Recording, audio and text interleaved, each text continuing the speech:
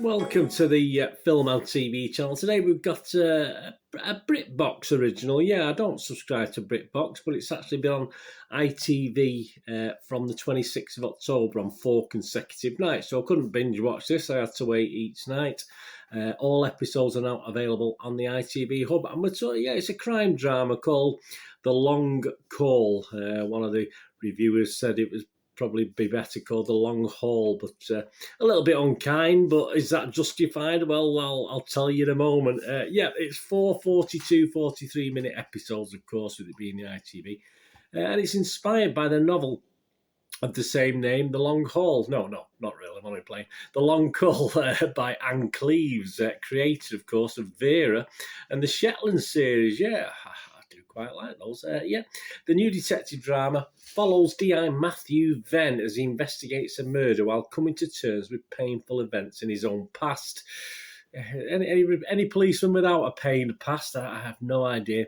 The detective returns with his husband, there you go, to a small community in North Devon, a place that he left 20 years ago after being rejected by his family. His old church have also turned their back on him, which complicates things when he returns to attend his father's funeral. A weird little clique, let's be honest about it. This stars Ben Aldridge in the main role, Declan Bennett, Juliet Stevenson, Martin Shaw's in this, Anita Dobson, Neil Morrissey. Yeah, doesn't quite sit right in this. I like Neil Morrissey, but he doesn't always fit well in the roles he plays, unfortunately. Pearl Mackay, Dylan Edwards, Sarah Gordy, Amit Shah and Alan Williams also star. Is it any good? Well, we've not got many critics. DVD Fever's Dom Robinson was, as we know, he's usually quite quick off the mark with these British dramas. He didn't like it that much, I'll tell you that now. But this score is as at 1 p.m. on the 29th of October 2021 UK time, and it's the Internet Movie Database, which is always somewhere where we look. And there's 277 scores and reviews been left. There's only about 22 reviews. I'll tell you about those in a minute. They are, if people go to the bother of leaving a review, then I sort of take a lot of notice of how many they are and what they're saying, to be honest with you, because they've gone to that trouble of doing it, and they try to explain why they either give a low score, a high score, or a middle score. I think that's fair enough. But of that 277, 61 gave this 10 out of 10. So I'm just going to totally ignore that because I've never heard so much rubbish in all my life. If this is a 10 out of 10, something's wrong somewhere. So I will totally ignore that. So that's obviously people connected with the programme, going on IMDb, all dozens of them are obviously doing this. So as I say, I didn't see a single review that give it 10 out of 10. There might be one I just give up about halfway through because they're all quite negative, unfortunately. But yeah, 61 people give it 10 out of 10. So I'm going to ignore that. As a matter of balance, I'll also ignore the 19 people who gave it 1 out of 10, although that score might be perhaps nearer the mark, in my opinion.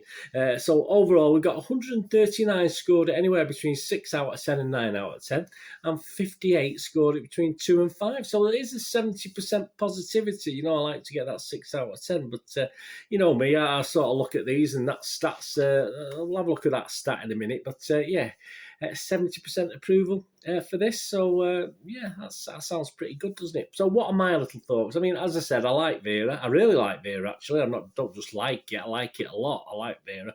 And I like Shetland, not quite as much as Vera. But this is a poor imitation. This falls well short of both those two police dramas.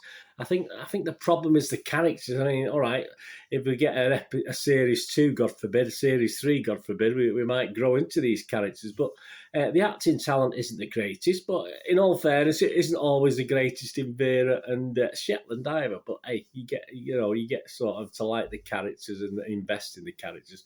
But the problem is the characters in this. They just really hard to be that interested in. They're quite boring, to be honest with you. I'm not, we are all boring, aren't we? We watch these things to be taken away and taken out of ourselves, and I'm sorry, they're pretty much as dull as dishwater, most of the people in this, whether they be the people investigating the crime or the people who committed the crime. It doesn't make any difference.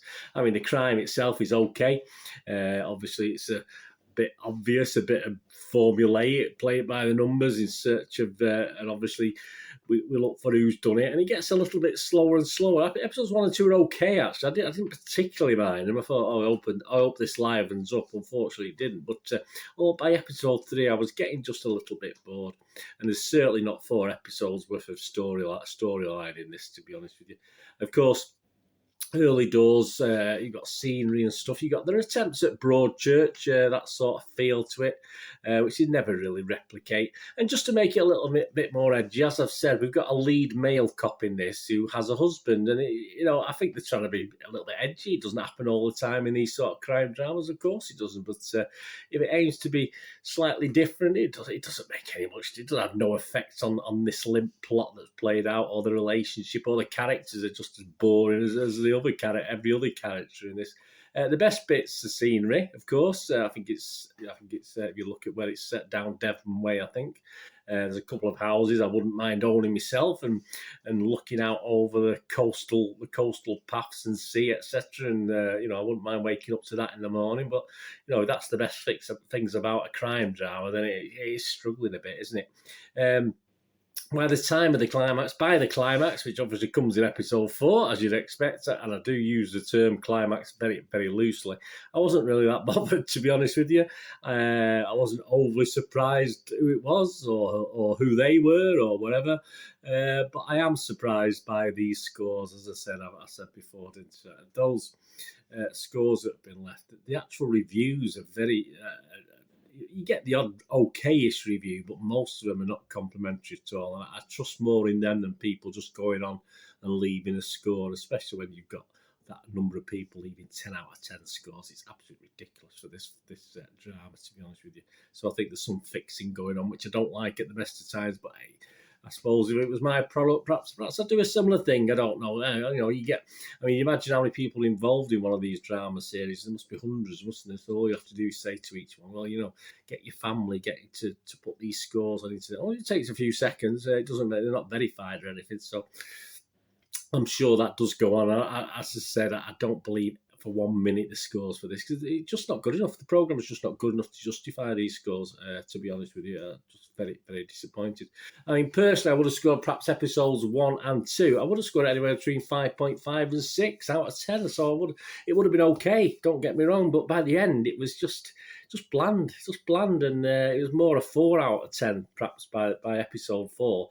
So I'm going to give it a 5. I'm going to give it a 5 out of 10, which is being generous, which is not a total disaster. If it gets any less than 5, I don't usually rate these things. So I will give it a 5. As I said, at least a couple of the episodes kept me interested for a little while, but I was hoping for a little bit of a bit of excitement, a bit of on the edge. It never really happened. There's a bit of domestic violence, which again is just very wishy-washy, and it's it just doesn't work for me. I just found it very bland and uninspiring. I'd rather go and watch a repeat of Vera, or even a repeat of Shetland if need be, rather than go back and watch something like this. So I'm hoping there's not a series 2.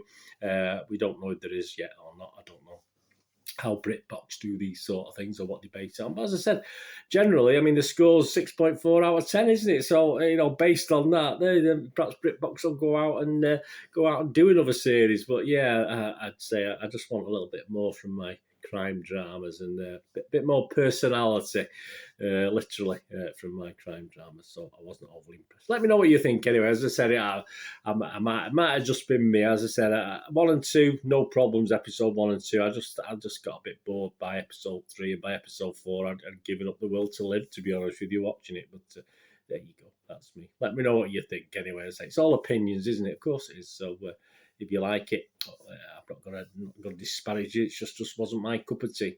Anyway, thanks for watching. Whatever you're going to do the rest of the day, have a great one. Look after yourselves, look after your friends, look after your families. More importantly, let's all look after each other till we meet here again on the Film and TV channel, or perhaps have a look at my Citizen channel, on my football team, Manchester City.